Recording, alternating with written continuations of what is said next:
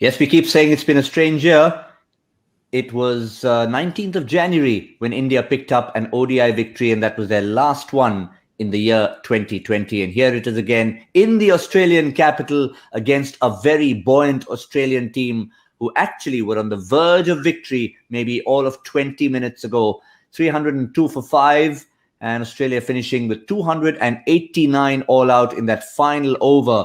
But it's a lot closer at times if you think of it than that, because as long as Glenn Maxwell was there, Australia were best of the summer. Well, I think it was so important for India to win. Virat Kohli, the captain, as well, just to give himself a little bit of confidence boost going into the T20s and more so the start of the Test series. You've mentioned it, the fact that they were down and out with the bat and came back to get 302 with that great partnership. In the 45th over, they've lost the game. Maxwell was strolling it, and then Bumrah. He was so much better today. I thought the pitch was excellent because it just gave a little bit more to the bowler. Makes it more interesting. Australia will look at that chase. You go back to Aaron Finch's dismissal caught on the edge at that time. He was strolling it. Some poor kind of decision making from the Australian batsman. But delighted for India because, we want this tour to be tight. We want Australian India to be competitive, and we want India to really give the Aussies a run for their money. And I just think this may just give them that confidence boost in that inner circle. It's like that when you're on tour. You have to win games of cricket to keep the morale high. India had to win today just to give themselves a boost going into the T20s, and they've done that. Exactly. We all knew that the tour is going to be tough, and for India to get back, they needed to fight hard. And I think that's what they've realized. Even though the ODI series was done and dusted, it was important for them to stay in the fight. Make sure that you have that want to win the game of cricket, and that is something which is going to create momentum. It wasn't easy for them to win this game, but things have started to fall in place as they were ready to fight, and that is going to set the tone for the rest of the series. I think it was very important to build this momentum and carry it forward now. Yeah, setting the tone was so important. The same series in isolation somewhere throughout the year, it wouldn't really matter. Yes, 3-0 hurts, but 2-1 is great. Pat yourselves on the back. This is the start of a big summer. T20s coming up, 4 test matches coming up. It could be the difference in terms of how you approach all those formats and how you don't. Just looking at the comparison when we were chasing, I think there was a little story to be told over there as well. Towards the end, Australia, those 4 wickets that they lost versus India's finish, that big finish, 110 in that back 10 was the big difference, really. Otherwise, yes, Australia were ahead. The 76 for 2 between 31 and 40, that was all Glenn Maxwell. So you could see how everything fluctuated. And Michael, you rightly put it when we had a chat on Cricbuzz Combox. You said, listen, Maxwell is there in the 45th, India can't win. That's how desperate the situation was, and India would have known that. Yeah, absolutely. And he should have won the game for the Aussies. You go back to that Alex Carey run out as well. That was a key moment. Just a little bit of panic, calmness in the field by India. Carey was playing nicely. He was manoeuvring the ball just into the areas that he's so consistent at hitting the ball. Maxwell is playing so well. And you can criticise his shot and you say, why did he do it? But with the way that he's playing and the kind of risks that he can take, you go back to that reverse sweep that he's hit into the stand. I don't know how many meters it went, but it seemed to go about 100 meters. He's playing to an incredible level. So he would have backed himself, whatever he was trying to do to hit the ball. He just missed it. Bumrah produces the Yorker. And that's where the game's been won for India because, Maxwell bats an over or 2 more, and it certainly would have been 3-0 to Australia. But you can't criticise someone like Maxwell who's played so well to get Australia back into the contest. He then takes another risk and he gets out. That's just the nature of the beast in one-day cricket. Fair enough. It certainly is. It's a double-edged sword at sometimes when you've played so well, you've done all the hard work. It's almost like, I don't know, a goalkeeper who cannot get that last penalty saved. He's not really the villain, but he couldn't really do much about it. But in terms of the bowlers, Zaheer, Bumrah 2 wickets in an innings for the first time this particular year in an ODI. That'll please him a lot. But Natarajan, let's start with Natarajan. I mean, Michael and I discussed that you cannot judge him unless he's bowled his full spell. He went for 18 in that over against Maxwell, and how well he came back, and Kohli had faith in him. He's had a good day. I think for any debutant to get that first wicket before that, all the nerves. It's an experience which is going to carry with him for rest of his life. And he certainly has shown that he can add value. Left armer creates that angle, which adds that variation. So that's something which he has to learn quickly as well. He was a touch expensive, but I think for a first game, it was good. He held his nerves, gave that vital breakthrough, which we all have been talking about. That first wicket in that first 10 overs was so crucial, and he provided that. To me, pick of the bowler was Shardul Thakur. I think he really set the tone with his variations as well, getting that important wicket of Smith, and later on that consistent shape. We've been talking about that swing is missing in ODIs. But today, when Shardul was bowling, you can actually see that, if you held that seam position nicely and put enough revs on the ball, you can still extract some swing of this white kookaburra ball. And that was heartening to see. On the whole, I felt it was about getting wickets, thinking wickets. And we've seen with Maxwell's wicket, anytime you get a wicket, you are in the game. When Maxwell got out, it was run a ball required. But a wicket had changed the whole dynamics of the game there, and that's something which was a story today with both the innings. Indians were managing to hold that partnership between Jadeja and Hardik, and Australians were not able to capitalize on the partnerships which were building at crucial times.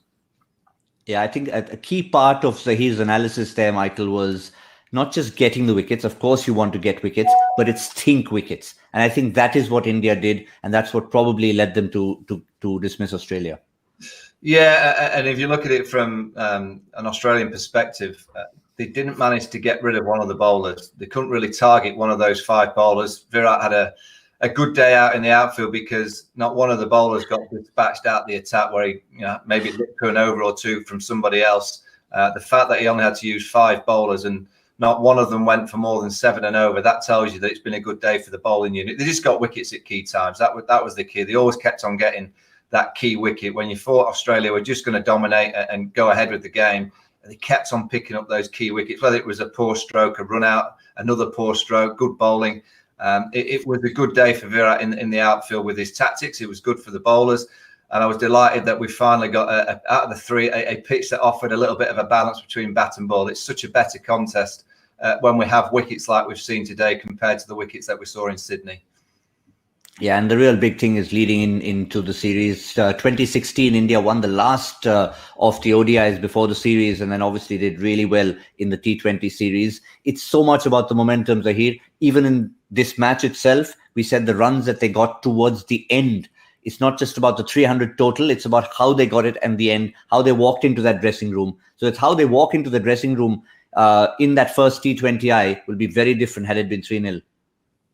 Look, when you're 2-0 down in the series, things are never easy. And I think this shows that how hard they had to work to get this victory is something which is going to go a long way for them in this series for sure. And that's the way to look at it. You know that you've done all the hard yards. Now it's just about carrying all the confidence you can carry to the T20 internationals, and make sure that the momentum which you build right now, you sustain it and make sure that you start on a winning note in the series of T20s, and that's something which will set the tone for the rest of the series to come. Even if it's a different format to follow, it doesn't matter. I think as a group, the whole group is there together, practicing together. It's going to rub off, and it's going to show results as they move along in the series. Yeah, certainly is. As expected, Hardik Pandya, player of the match. There were a few contenders here and there, but it was really that game changer. Jadeja also was one of them. Steve Smith, player of the series. So I think fair decisions all round. I mean, today he would have liked to have finished things off with that perfect series, but at least it showed today that he is human. Yeah, I mean, that's always a tad unlucky as a batsman when you get one down the leg side. But I guess it's an area that he's been out a few times in his career. If I was at India in the Test series, I wouldn't be frightened of bowling around that channel sometimes to Steve Smith. Certainly short and around that hip height. We saw Neil Wagner for New Zealand have a lot of success with the short balls in and around the hip last winter in Australia. So it's not a dismissal that I guess is conventional, but for someone like Steve Smith that gets so far over to that leg offside and kind of always is flaying his bat across the line and trying to hit it on that onside, it's sometimes not a bad idea to bowl a few down that leg side to try and get the feather. So maybe India could use it as a tactic in the Test series. Yes, certainly is. But at the moment, we're only talking ODIs. And let's remind you, at the very start of this series, we told you there's a little extra significance. In this case, we're talking about the significance for India in this summer. But there's an overall significance leading up to the 2023 World Cup, which is, of course, more important for other teams than India because it's about qualifying for the World Cup. But it's also about being on top of that table and asserting yourself as an ODI team. Let's have a look at where India stands, finally getting on the board there with those 3 matches and the 10 points that they will pick up, 4th to Australia, England and Pakistan, who, of course, have had a start in terms of playing matches and getting on this ICC Cricket World Cup Super League points table. We won't get into too much interpretation. It's not going to matter in terms of qualification, but certainly getting on that table, India will know that those points matter, Zaheer, at least from a point of view of where you stand in world cricket. Yeah, I mean, to just reinforce the confidence, yes, maybe those points matter. Otherwise, I think, once you get into the tournament, it's just about, qualifying to that. And as you mentioned just now that, since India is hosting the World Cup, that's not an issue. So it's just about, starting the tournament well and thinking about that. And like Michael has been very vocal about the combinations and the 6 bowling options. I think, those are the things India should worry about, not this points table that much. Yeah, it's just eavesdropping on Virat Kohli at the end. He was very unequivocal. He said we were put under the pump. And he said it's talking about the comeback and 2 occasions. We've discussed it already. He said we were under the pump in the second half of Australia's innings and early on in the first half of their own innings. And I think to come back from there, that is what will give him the greatest satisfaction, Michael. Yeah, you need spirit. You need spirit when things go a little bit against you, particularly when you're away from home. When you're at home, you've got your home comforts around you and you kind of know how to get out of a bit of trouble. When you're on the road and you're playing against a team like Australia, they've got so much momentum. To grab it back twice on a day where, let's be honest, we'd have expected India to roll over today with the way that they played in Sydney. For them to have showed the fight and the character that they have done today shows that they're made of the right stuff. They're made of the right kind of character in that dressing room. A few changes that helped the bowling attack today. Just had a little bit more variation. I think that helped Virat. That partnership between Pandya and Jadeja, that was just skill, manoeuvring the gears at the right time. So Virat will be absolutely, he might not say it openly, but that he will be absolutely delighted that his team withstood that Australian juggernaut, because they are a juggernaut when they get going. It's very difficult to stop them. And yes, they had a few changes themselves, but Australia would have expected to chase that. They'd have expected to chase that and chase it quite comfortably, and they haven't done because of the skill levels of the Indian bowlers. Yeah, I mean, they were. I think saying that they were under the pump and admitting it is sort of saying the word juggernaut without really saying it. But yes, the points that Michael mentions are here. The freshness with the new faces brought in. Kohli acknowledged that. I'm just reading it on the Cricbuzz app right now. And they were clinical with the ball and in the field. And he says we will get these challenges when you play international cricket for that long. The important thing is taking this momentum forward. That is what we talked about this last game, and obviously now referring to the T20 series. Absolutely, I think that's the only way to look at things, and just about keeping that morale high in the group, and again, there is hardly any time in between. Just a day's break, and you getting into the next series. So that is something which certainly going to help. It's about showing that fight. It's about keeping that belief going. It's about having that body language. It's about just ticking those boxes. And when you get a win like this, it just kind of reinforces the processes, and that is what we call momentum. And that is something which I'm sure now all the whole group will be upbeat about. They certainly will be.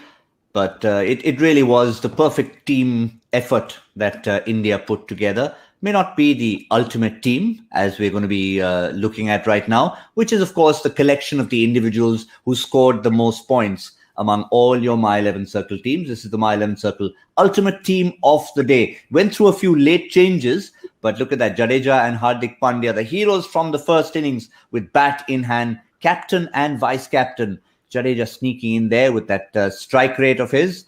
And out of the 4 bowlers who have made it to the ultimate team, Shardul Thakur, Natarajan, Bumrah, 3 out of 4 Indian bowlers. That, I think, will be pleasing from an Indian perspective. And certainly from all of you who chose. So who was it who chose better than all else? It was one individual, our My 11 Circle champion of the day. And he is Mukesh Anand from UP with 614.5. If my memory serves me right, that's the highest total of the series so far. And remember, this was not a 380, 390 kind of match. So it's a matter of picking the right players, the right captain. Obviously, Hardik, Jadeja. There weren't any 4 fours and 5 wicket hauls that you could choose from. But well done to the gentleman from Uttar Pradesh. One format done. Another format that we've been so familiar with over the last few months comes back. Now, first and foremost, gentlemen, I'm going to throw one question at you. This is where we start. In Canberra, familiar conditions. How much of adapting do you have to do? Given that you've been sort of bred on that diet, we almost said, is there a hangover of T20? So you've gone from that hangover, you've gone to 3 ODIs, and now back to T20s. Any amount of adjusting to do suddenly, Michael? Not a great deal. I think all players are so accustomed to playing T20 cricket. They've just, well, the majority of them have just been in the IPL. You could argue that this series is a lot more important than the 50-over series because the World Cup, obviously, T20-wise, is only a year away. So I would think all teams around the world, we've just seen England beat South Africa 3-0 convincingly. They look an absolute powerhouse of a T20 team. And all the other teams around the world will be watching England and kind of trying to follow suit in terms of the way that they're playing. So these 3 T20 games, India versus Australia, I think is very important for the captains and the management to try and find their combinations. There's not that many T20 games that teams play leading into a World Cup. I guess it's probably about 10 or 15 from now right through to the start of the World Cup. So you don't really have that much time to start getting your roles and your combinations going. So it's important that you start now. And even though the conditions are slightly different, it's important that you identify certain individuals' roles very early so they get accustomed to playing those roles. And that's, I'm sure, what both sets of players and managements are going to try and achieve over the next 3 games. But you could see Virat Kohli's focus clearly is already there. He mentioned the word boost. He's delighted with the boost that the series gave to his players, not the series, this particular game, the victory in the 3rd game in Canberra. And to carry the momentum forward for India, it's going to be again a familiar ground. Canberra again, first T20 international. I'm curious to know now what kind of batting lineup India will be choosing, and that is something, whether KL Rahul is actually going to open in different format, in a shorter format. His preferred place is to bat at number 1, 2, and that is something which I'm really curious about. Whether Indian team management is looking at this format differently and ODIs completely differently, whether he's actually going to keep or no. That is something which I'm curious about. Rest, I think the bowling department pretty much will stay the same. Maybe Washington Sundar might come in, which means that the stack up of the overs is also another factor which I'm keeping an eye in the first match of the series. And once that first match goes out, then pretty much what kind of thought processes which are going on with regard to this format. Yeah, Kuldeep Yadav got himself a game before this T20 international squad, which he's not a part of. So Chahal comes back into reckoning, Michael. And of course, you've got, as Zaheer said, you've got this all-rounder option finally with Washington Sundar, with Hardik once again presumably playing only as a batter.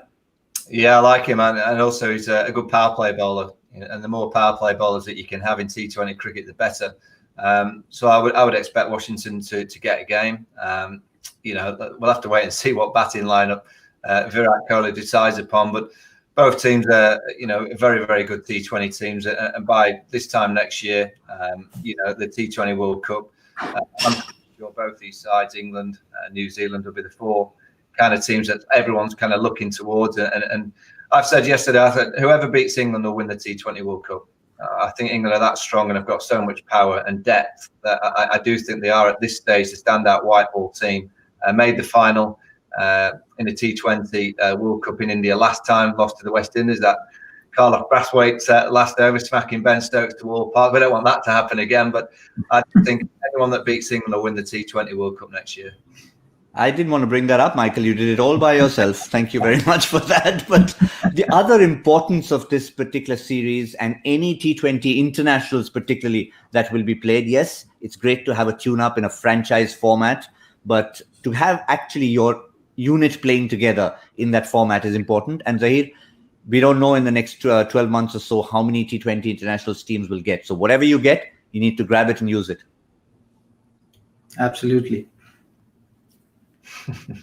Fair enough. Short and sweet. That was unequivocal from Zaheer Khan. It just shows the importance of that. But two teams playing. Australia at home, having just lost the game. They've lost a bit of momentum. So their first job for them will be to regain that momentum.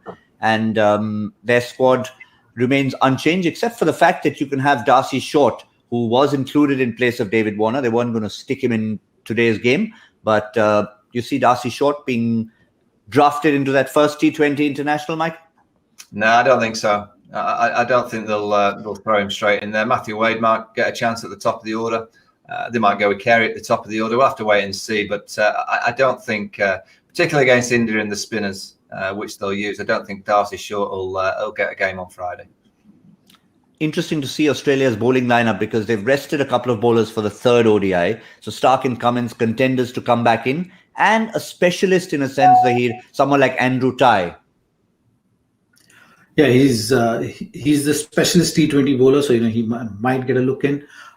Mitchell Stark, actually, I was very keen on seeing him in today's game as well because he certainly looks like someone who needs a bit more match bowling under his belt. Ashton Agar will have to wait and see how he pulls up after that injury scare which we saw today. He was not able to run, so that might bring in a forced change as far as the playing 11 is concerned. The rest of the players, pretty much from Australian side as well, looks like going to pick themselves up. So yeah, Pat Cummins for sure will be making a appearance again. Is what my feeling is, considering the T20 World Cup, which is going to be just about 10 months away. So that is something which looks like the thought process going forward for Australia. Just one name, Michael. I want to get back to the Indian team, but one name from the Australian side, Daniel Sams, who was thrown into the IPL in a sense.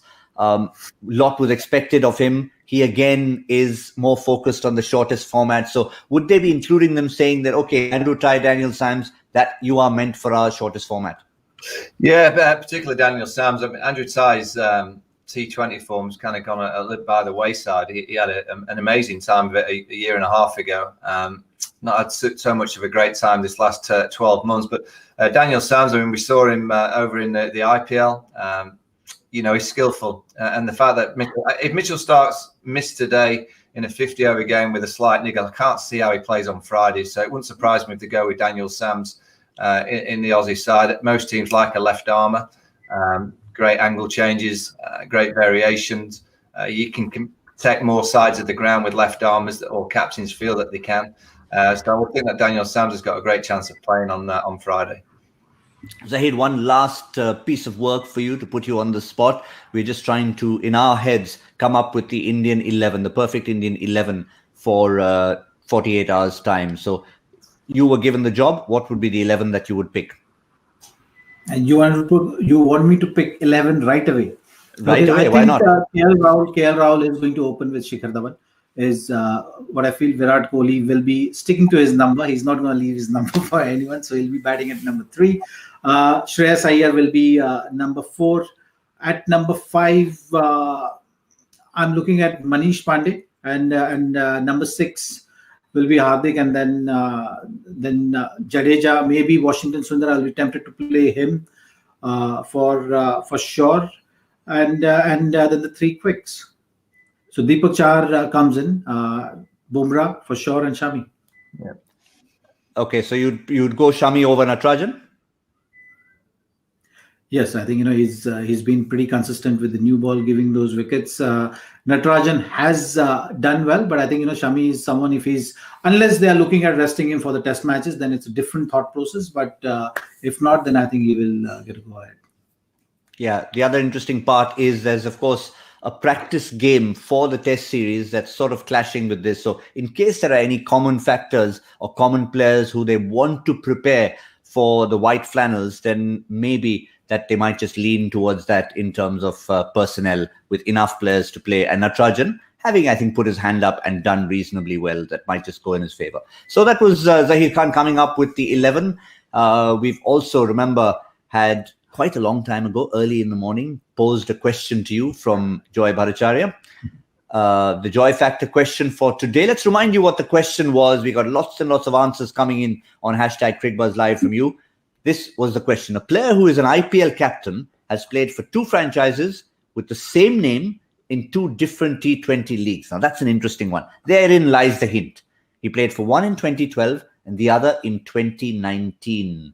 Name the franchises and the player. So let's first get to the answer.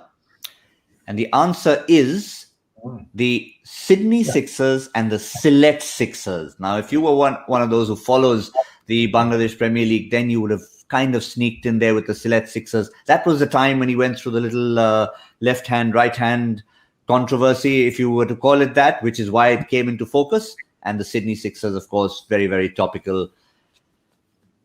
And that was a time when he was not playing for Australia at that moment. It was all the countdown. When is David Warner coming back? So that was the answer. Who's the winner of our Joy Factor question today? And it is Parth Narodia. I am P. Narodia. Yes, we know you are. But that is, of course, your handle. Well done, Parth. You snuck in ahead of many of the other quiz regulars. I can tell you that much. And, of course, the other prize that was not given. We've had a man of the match. We've had a man of the series. We didn't have a My 11 Circle Badge of Honor yet again. So, gentlemen, throughout the entire series, we've just had 197 that gave Michael Vaughan the Badge of Honor. So you get the man of the series in a sense, Michael. Thank you very much. But that's just how we got 1 out of 6.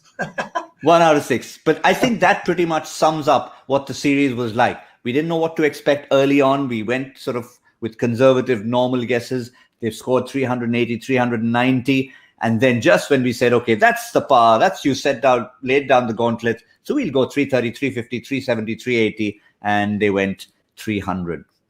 Just to sum up the series that we've brought to you, the ODI series started in Sydney, Australia winning by 66 runs.